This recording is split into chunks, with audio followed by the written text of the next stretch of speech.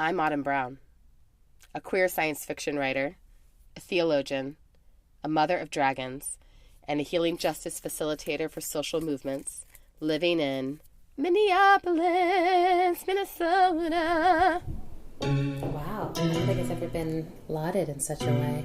Yeah. And I am Adrienne Marie Brown, author of Emergent Strategy and Pleasure Activism and the forthcoming yet-to-be-named book about facilitation and mediation. Damn, I thought you were about to say the name. Yeah, no, why would I do that? I need to copyright or copyleft or I need to make sure it's officially mine before I tell people. Copyleft it. But that's not all that you should know about me. I also live in Detroit. And I am T-minus 2 months away from my sabbatical. Yay. And this is our podcast, How to Survive the End of the World. We've been on break, and so this is our first show back where we're actually talking to each other in real time and have a guest. So I'm excited for what this is going to feel like. You know, It's like a whole different world. The dust and the rust falls away. And today we have someone who is extremely, extremely exciting to have as a guest on any show, but especially on this show right now. Her name is Charlene Carruthers. She maybe is still best known for her leadership at the Black Youth Project 100, but is also the author of the book Unapologetic, which came out last year and which she has been touring and being super famous around.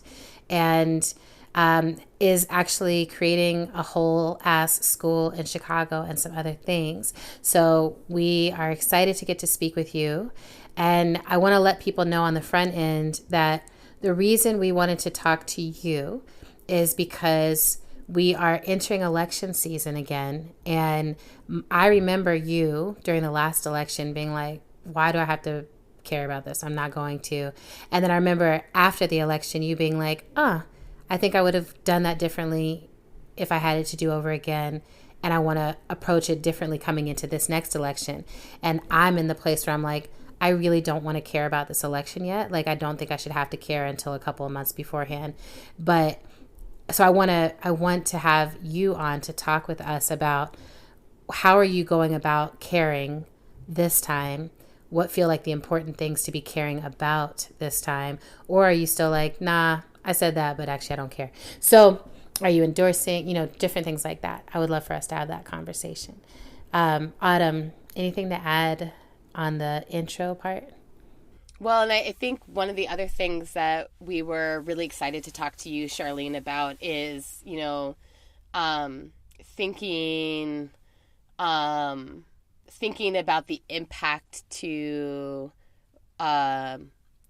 local political and movement work, or I should say the impact to other movement and political work, whether locally or nationally, by the election cycles, because right, like we are nearing, local elections for many communities. There are local elections coming, in addition to the fact that we're in the ramp up to the next national election cycle, but all of the entire cycle has such a sustained and multi-varied impact to the other kinds of movement work that we're doing. And so that was another one of the pieces that we wanted to hear some of your best thinking about, like how do you see the impact, and also what is your advice to organizers for how we mitigate the impact of the election cycle to the other movement work that we're doing. And then I personally have been very, very checked out of the political process because of things that have been going on in my life over the last year. And so I'm really excited to be coming into this conversation as someone who really has not been paying attention to what's happening, actually. Like I feel as though I'll be having this conversation as though I was someone who was lost on a desert island for the last 9 months and just got back to the U.S. And I'm like, I have to relearn how to cook, and also elections. So yeah, I'm really curious to be in this conversation from that perspective. So, Charlene, we introduced you. If you were to introduce yourself today in this moment, what would you want people to know about you? What feel like the important things, right, in this current time? Oh, wow. No one Yeah. ever asked me to introduce myself in any of the 50,000 conversations I've been in I don't know Mm. how many years. And so I don't know how I feel about this question, but I'm gonna rock with it because I am very happy to be on like in conversation with y'all. Y'all are Aw. amazing and dope and just all the things. And so, yeah, so Charlene Antoinette Carruthers. Mm. I You say am, your full name. yeah, I would say I guess started there. I would say my full name. I would also introduce myself as a lifelong student and Mm. someone who has always been curious and asked 50 million questions about the world around me. And so, what that's led me to doing is like committing to political study over my lifetime in Black feminisms and uh, the Black radical tradition and all things surrounding like really nerdy things like political economy and also I'm a huge student of like Black or African diasporic foodways, basically how Black people eat around the world and how we carry our memories, our history through our food. And even like thinking about my ancestors coming through the Middle Passage, one of the ways that they held on to memories of where they came from was through the food that they prepared once they arrives anywhere in the Western Hemisphere. Frankly, not just here in the United States. I will also introduce myself as a friend and what else? Someone with a great sense of humor. Uh, yeah, I think so. And then all the other stuff like fellowships and awards and publishing. That's all right. But I just feel like I've just like gotten to the tip of the iceberg, and I'm not even I'm not at the tip of the iceberg when it comes to the um, the work that I've done. Or maybe it's like actually all y'all have seen is the tip of the iceberg. I'm thinking about all the workshops I've been in. All y'all have seen is like the tip, and then there's so many other things below the surface that are actually like what is going to surface at some point because climate change is real and That's right. our ice is melting. So I really Wow, way love to what you did close with it that. out. I love what you did with that. You said what you need to know is I'm the future that's going to flood your banks. That's what you need to know. Woo! Charlene Antoinette Carruthers. I don't know where that came from, but I mean, I It guess I you just were probably like, came from the future. you're like, I'm covering every single base. I'm covering it all. So I really love that you brought in that piece around food because I want, before we go, to recommend to people your Instagram stories because you really do sit on Instagram stories and cook whole ass meals from taking us shopping with you or taking us out into your garden to what is the layering of flavor that you're going to do in the kitchen while also referencing our historical traditions that are flowing through the food. And it makes me like, when are you getting a cooking show? So maybe that's down in the lower iceberg area. So could you tell us a little bit now about that 2016 election lesson, right? Like kind of how you moved through that election and what do you feel like you learned that is shaping how you're moving now? Oh my goodness. So in 2016, I was actually in a bunch of different conversations about the election, like leading up to November. So I was in conversations with people like Dr. Barbara Ransby, leaders across the movement for Black Lives, folks like struggling across the different movements. And I remember being a little shit about the orange menace that's now in the White House. And what I mean by being a little shit is being super liberal in how I understood Hillary Clinton and how I Yes, understood him. that's 45, right. the Orange Menace, Orange, whatever we want to call it, the white man occupying the White House right now, and not having a very solid analysis of the terrain that would be created if he were elected. Not like, and not doing my due diligence and saying, actually, if he wins, this is what's going to happen to the entire federal court system. This is what's going to happen to the Supreme Court. And this is how my people, I will be impacted for generations to come, as long as, the U.S. government even stands in existence. I also remember not moving past my very clear critique of Hillary Clinton, which I still stand by my critique of Hillary Clinton and her past, but it should have been a yes and like this is this and this is like the reality that we are going into. And so we have a choice to make about what kind of terrain we want to organize in. Who do we want to fight with? Who do we want to contend with? And Black people didn't lose the election. I'm clear about that. We are not the reason why Hillary Clinton lost the election. I do think that we serve that I have some role in articulating, no matter what election it is, like what's at stake and what is our possible role and what are our options. Like, I didn't even say these are our options here in like a real clear way, and saying you make the choice based on these options. And so I think I was too neutral, and neutrality is still a position. It is still a position. And yeah, that's what I really learned from 2016, and that moving even beyond 2016 into the midterms following that, I was like, look, this is so much of this is about doing the work to, of course, push issues, not candidates, and also to see this as like it's a long-term political project. I'm not too comfortable with always like applying harm reduction language to this political shit. I think sometimes it's overused and it's misused. It's misapplied, I think sometimes. But I do think that there's something to saying, what kind of blows do we not want to take? Charlene, can you slow down right there? There's two things in what you said that I just want you to like shine a little bit more light on.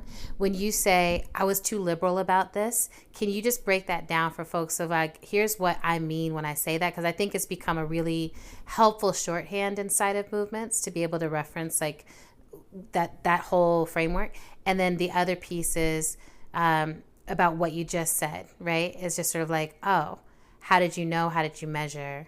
Yeah. Mm-hmm. Yeah. So when I say I was too liberal, what I mean is that I didn't actually dig deep, and I was real surface level, and all like too much was okay for me to say, like too much was okay to go into like my decisions and what I did and what I didn't do. And if I was actually being principled and radical in my approach, I would have had a much more concrete analysis of what was happening, and not just any old message, not just any old set of polling data, and I would have needed more concrete things. And liberalism, I think, as I understand it, it allows for too much. It doesn't have very clear boundaries. It's not very disciplined. And so I was not disciplined in my like approach to understanding and even communicating what was going on. And so I hope that's more concrete. I think the last part is most important about being disciplined. Yeah, I think that's it, right? I think that really landed it. And then the piece on harm reduction, when you say you don't want to use that just blanket over everything, can you talk about the dangers of overuse or using it incorrectly? Yeah, I mean, so I just started with the Chicago Center a learning circle on Mariam Kaba and Shira Hassan's book, a workbook, Fumbling Towards Repair. And they actually include some history about harm reduction and about like where it comes from, and it coming out of, LGBTQ communities dealing with addiction, and I hope that's the right language. I don't have the exact definition, but coming out of those communities and people saying, actually, we need clean needles, so we are not dying, or we're not contracting things against, that we don't have to contract or acquire. We actually need to be able to do our work with safety as sex workers. Like, we should be able to do those things, and you need to create these systems for us, right? And so I think you need to decriminalize the work that we do, and provide us with resources and services, all of those things. And so when we apply harm reduction, in my view, to politics without some discipline, we can ignore that we're talking about addressing the needs of marginalized and oppressed people, and that these groups of people are more oftentimes than not, if not always, the ones who are going to bear the brunt of terrible policy. You know, some people may feel it a little less than the people who are more vulnerable to like shitty economic policies. And so that should be the driver of harm reduction, not, so the middle class doesn't hurt more, or people who don't like deal with, or upper class people don't hurt more, or we just don't let the whole system collapse. But actually it is meant to be there to address the needs of marginalized and oppressed people. I so appreciate the wisdom of that, the redefining, like, who is harm reduction actually for. And I think it brings up for me a really complicated question that felt both complicated before and after the 2016 election, because one of the things I remember being a point of contention during that election cycle was for our long-range goal of ultimately abolishing the system, is it better to have someone elected who destabilizes the system even further, and whose presence in office exposes more of the hard realities, or gives us a better target to fight?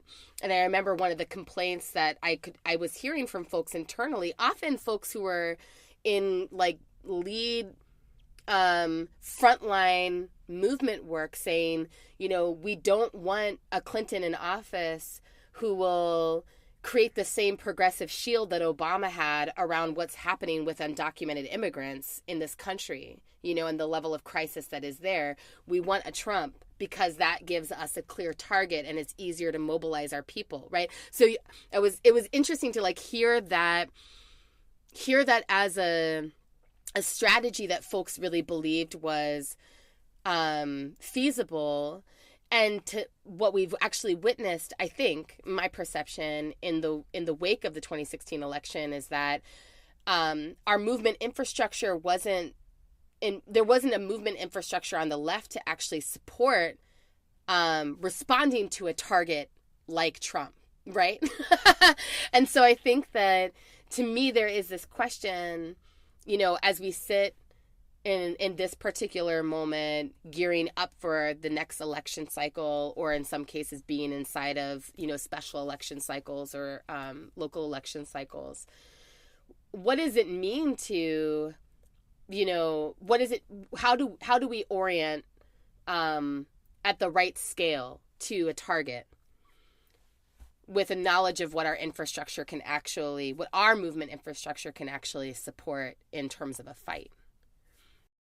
So, like you said, we now have an example of what happens when a tyrannical like leader is in the White House.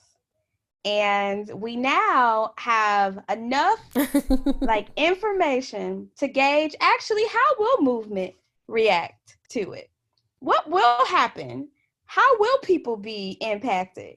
And so I'm most interested now in like, okay, so this thing has happened. What have y'all learned from this like argument that actually we need a terrible person in office so that everybody can get up off of their asses and organize? So now we have enough evidence to point towards what could happen, whatever it is, no longer just a hypothetical thing.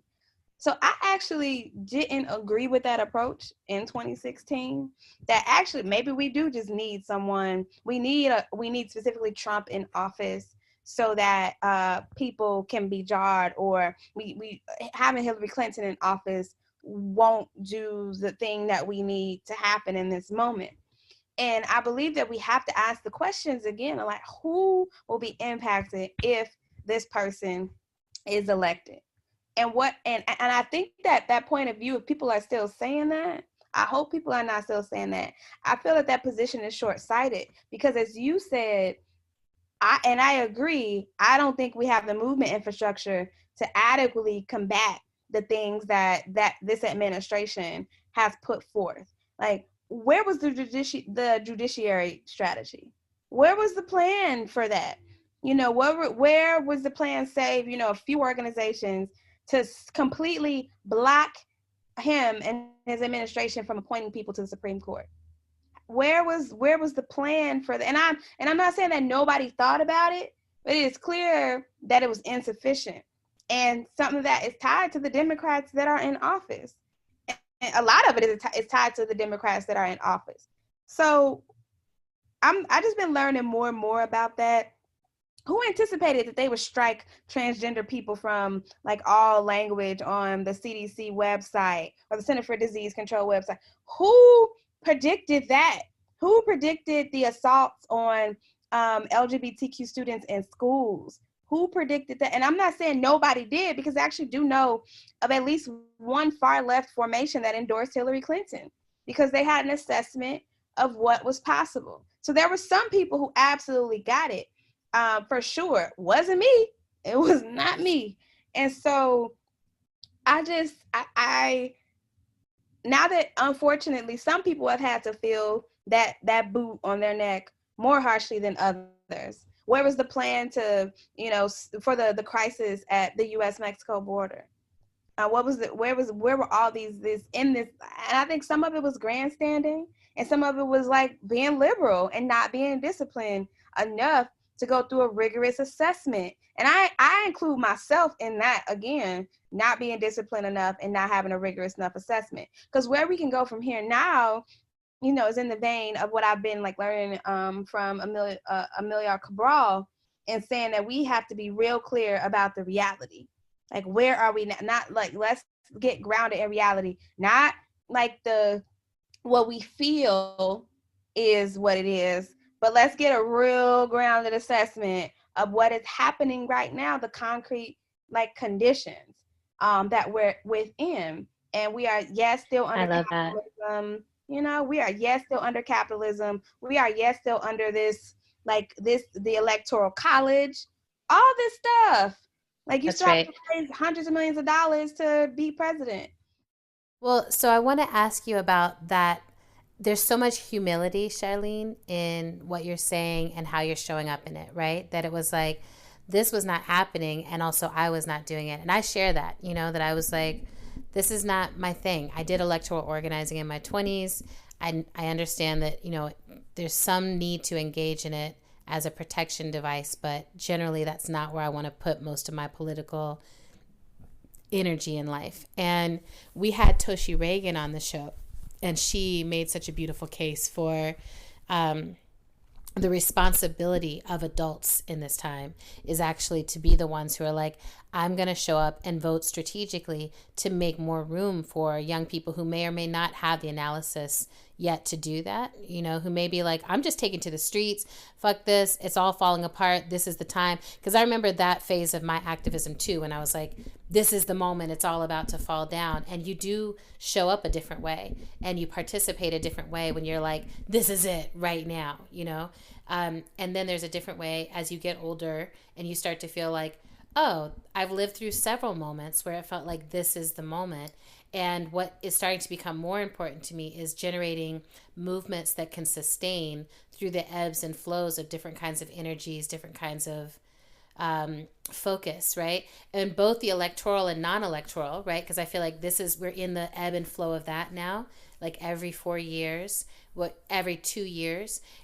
All the attention drains out of everything else that we're working on into elections, and then trickles back, and then drains, and then trickles back. And what I'm seeing right now is our movement leaders not only are struggling to have the capacity to meet the fights that are coming down every single day on a different front line, but struggling just to keep themselves together, right? Like everyone is going through health crises, relationship crises, organizational crises, like familial crises. Like we are barely making it through this brush with fascism. And so I'm like, to me, this moment of turning and facing electoral strategy from a reality based perspective is about acknowledging and being humble about where we are and where we need to get to, right? We need to get ourselves to a state where we can actually sustain what we're doing as movement, and then figure out how do we radicalize inside of that container, with a more stable foundation. And that's been hard for me to admit, because I'm like, capitalism must fall now, there's a huge part of me that is like, that's happening. And also, while it happens, our movements need to be growing, and we've been shrinking in a lot of ways because we're running out of steam, we're running out of fight, we're running out of energy, and the onslaughts are so fast. So I kind of want to ask you, when did you pivot and how? Right? How did you get from where you were in 2016 to where you are now? And what does that pivot look like in action? Like, what are you doing differently this time around? Wow. I'm probably thinking about this because I've done some generative somatics work with you, but the first thing that comes to mind is a two-step that you all teach us. That's right. And being able to breathe through change and know that change and transition, Octavia Butler teaches us as well. Like, these things are always happening. And then making a choice, like an informed choice, a fully informed choice about how I want to move through those changes and those transitions. And I don't think any of my realities or like my realizations rather about electoral stuff is in a vacuum. Like, you mentioned all these changes that people are going through. Like, I basically listed a bunch of changes that I'm going through myself, that I've been through. So I've had to buck up, for lack of better words, around what I believe in, how I do the work. I've had to change my pace. I've had to change the kinds of things that I commit to. Like, I recently joined the Women's March Board. I would have never done that, a year ago. I would have never done that. And it was a choice based on what kind of impact do I want to make in the 2020 elections, knowing that the terms would be through that time. And so I think the pivot happened sometime after I transitioned out of my role as national director at BYP 100, and just talking to people all over the world, and really, all over the world, and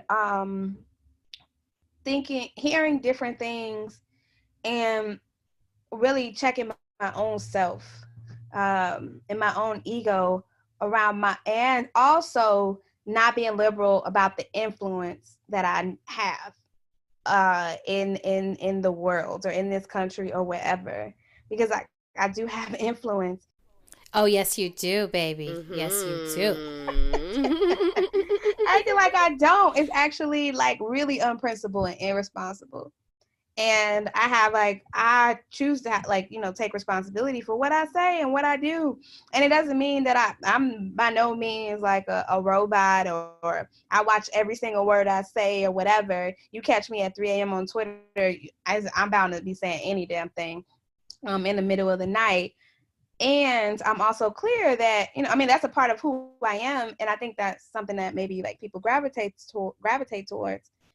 And so I take that seriously. And so, yeah, the shift, the pivot, and it was just having a bunch of really good conversations, and also just seeing the terrible things happening. Like, if I see all this terrible stuff happening, for me, I was just like, how can I just sit back and act like it's okay, and that I have no role in stopping it from happening again? And that's why I'm choosing to show up differently. So beautiful. I'm curious to know about something you said earlier, Charlene, about being issue focused, not candidate focused.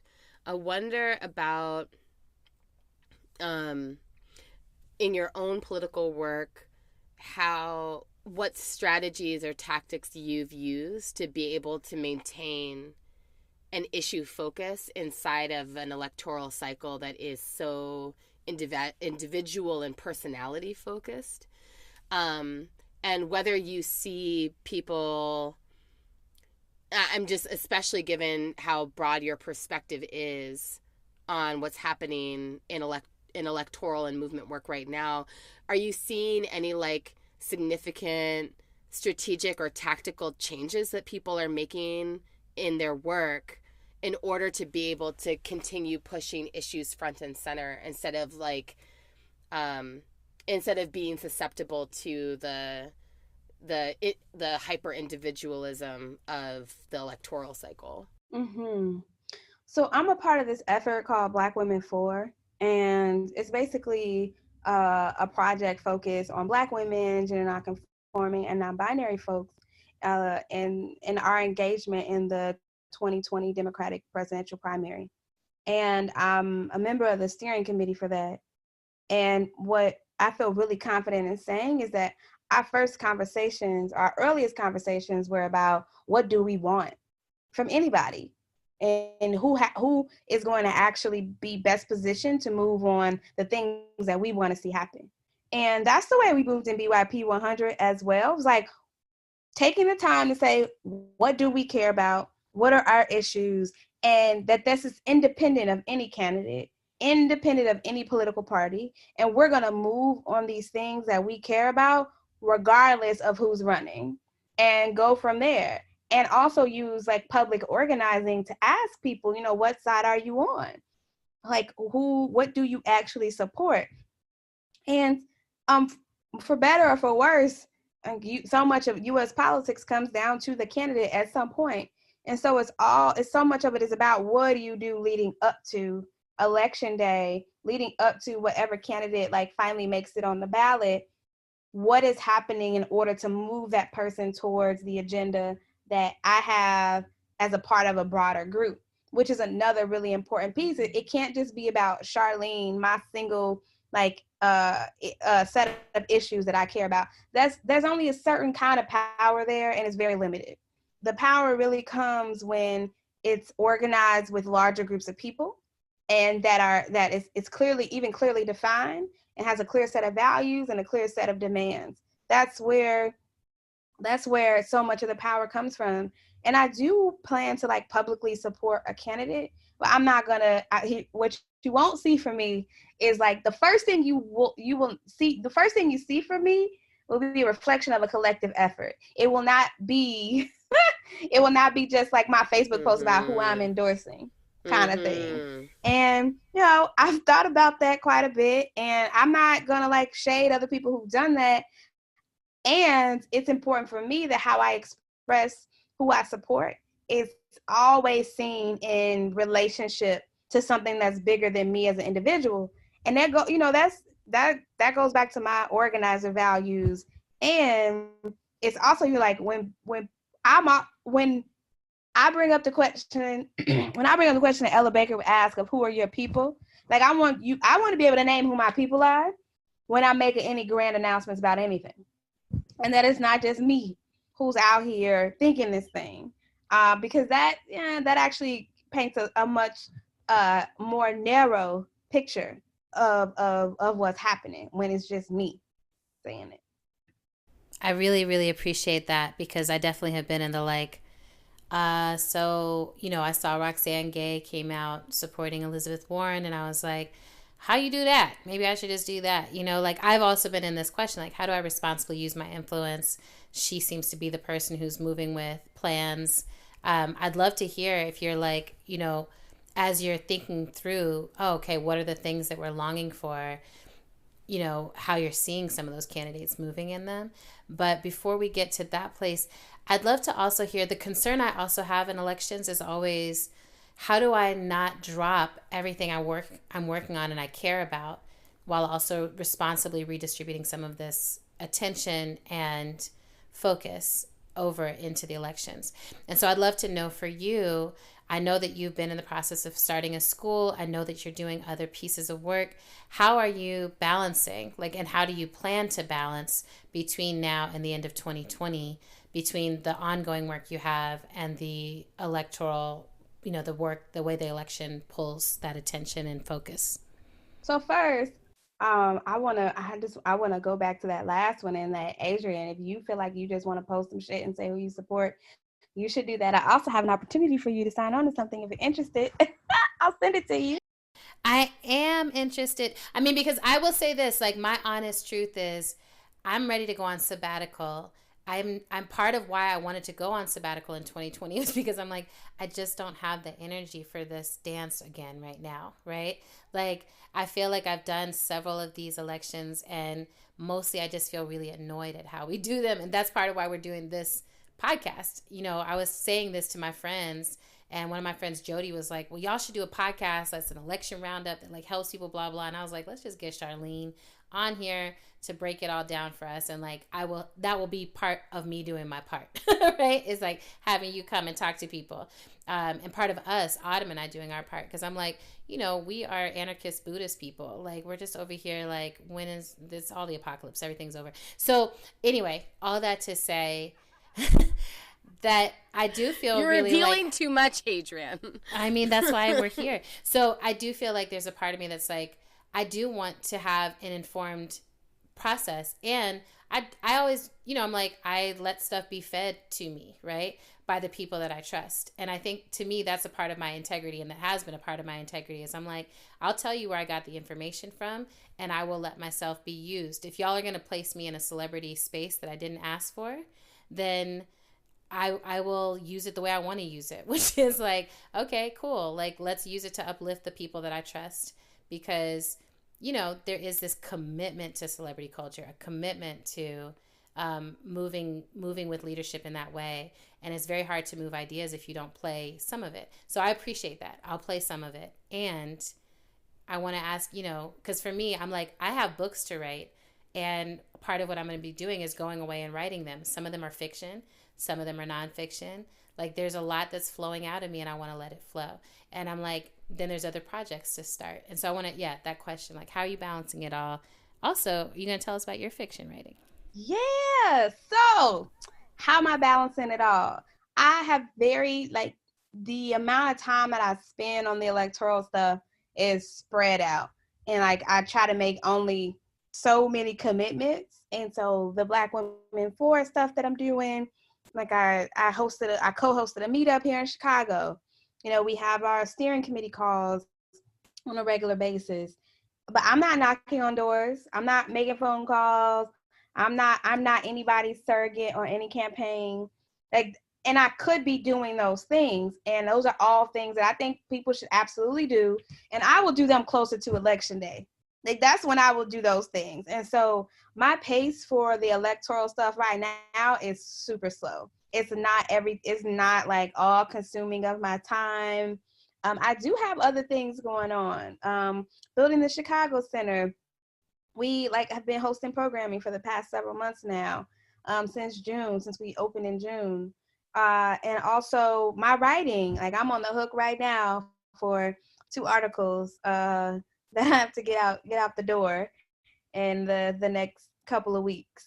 And then I'm working on a novel. And that is the novel is a part of, I don't know, getting my creative self out in the world in a different way than I have before. And also doing political work in a different way. Because everything I write is going to be political. There's no such thing as I'm not going to do anything that's apolitical.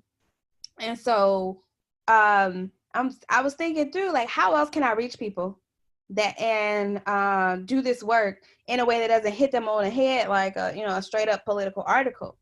And I think that I will be able to reach a much broader audience and different people through fiction writing. And so the story that I'm working on right now is what can I say? It's of course based here in Chicago. It is about Black mothers and daughters and Black people. And it is about working to tell a more complete story about Black people's lives in the 80s and the 90s. and all the things that were happening in that, not all the things, but a lot of things that were happening in that time period. And so I've been really happy with like creating these goals for myself and basically competing with myself to reach like word count goals. Like today I have like 800 more words to write so I can reach my goal. And it's the way my brain works really well in doing stuff like that and setting goals and feeling really accomplished. And it's like my accomplishment. It's not some staff or membership or like client that I'm working for or anything like that. Like right now, I am my only like judge in this. And that feels really good to not have to seek approval from other people yet. That feels like freedom. Right? Yes. Yeah. Like at some point an editor will get it, you know, at some point other readers will, you know, give feedback. But for now, I get to just put all these ideas out that are in my head on a page. And when I think about how organizers who are like, I'm not with this shit of electoral organizing, it could or could not, it doesn't have to be your full life. And it's like, just like anything else that you care about or that you do, what are the contributions that you can make and how does it fit into the broader like puzzle of your life, like how these things can fit in? And like, what is it that you can do that is aligned with your values that will allow you to sleep at night or allow you to like wake up or move from day to day and like feel like yourself. And I think that there's so many spaces where that could happen. Thank you so much. I really, really, really appreciate you saying that, because I feel like so often, so much of this conversation gets caught up in, none of these candidates are perfect alignment with my politic, and so I won't play the game. And it feels like you just like really brought everyone into accountability. That's like, we are still living inside the shell of the old, and we are still in a certain game where survival is on the line, and the people who are bearing the brunt of it are those who are the most marginalized and most oppressed already. You know, like I have been in classroom after classroom as a somatics teacher where folks are talking about the deportations that their families are surviving right now, and also saying, I'm an organizer. This is happening to my family. This is happening right now. And I just feel like every time I hear that, I want to turn and face these people who are like, oh, I don't really fucks with it because like this, that. I'm like, that's not your call. You have to be accountable to a larger community. Yep. You have to be accountable to a larger community. And I think Toshi said that well too, but it's just like the electoral process is not where that should not be the extent of your personal political engagement. It should just be, this is one of the many tactics we're using to cover our folks so that we can actually be moving radical policy further along. So thank you so much. You're so brilliant. I'm so excited about this novel. And I know the graphic novel and the movie and everything else is going to be flowing out of you for Chicago. I'm so excited about this school, the Chicago Center, and just watching you step into further and further leadership and unveil more and more of the ice that is coming to us for you. Ice as water. Ice as water, flowing everywhere. Charlene is the best. Folks can find me at charlenecarruthers.com. You can find the Chicago Center for Leadership and Transformation at wearecclt.org. Thanks for listening to our show. You can make a sustaining donation to our show by visiting our page at patreon.com/endoftheworldshow. Another incredibly helpful thing you can do to help our show sustain itself is to write us a review on Apple Podcasts. If you're an iPhone person, I was just reading them, and those reviews were giving me my life, so thank you. People really love us. Jeez. I know. So it's cute. amazing. If you enjoyed this taste of Charlene, please make sure you follow up with her in all the ways that you can. And we want to thank our producer. How to Survive the End of the World is produced and edited by the incomparable Big Daddy, Zach Rosen. Music for today's show comes from Tunde Alaniran and Mother Cyborg. And also buy Charlene's book, Unapologetic, wherever books are sold. Oh, Charlene, wait. We do this thing called Easter eggs where we give the listeners like one more little droplet of something. Is there something in pop culture that you have been consuming that you just want to put us up on? Ooh, I mean, okay, so yeah, I am a Chicago supremacist. If anybody who knows me probably knows this. I did not see that coming. Right? Oh, surprise. Well, we have some of the dopest artists, writers, and thinkers in this city. And Jamila Woods is one of my favorites. I haven't listened to her album yet. I listen to it almost daily. And people should totally check Jamila Woods out. She's touring all the time. And yeah, she's super dope. And she's a nice person in real life. And even if she weren't a nice person, you'll listen to her music. That's right. Mean people deserve love too. Thank you so much, Charlene.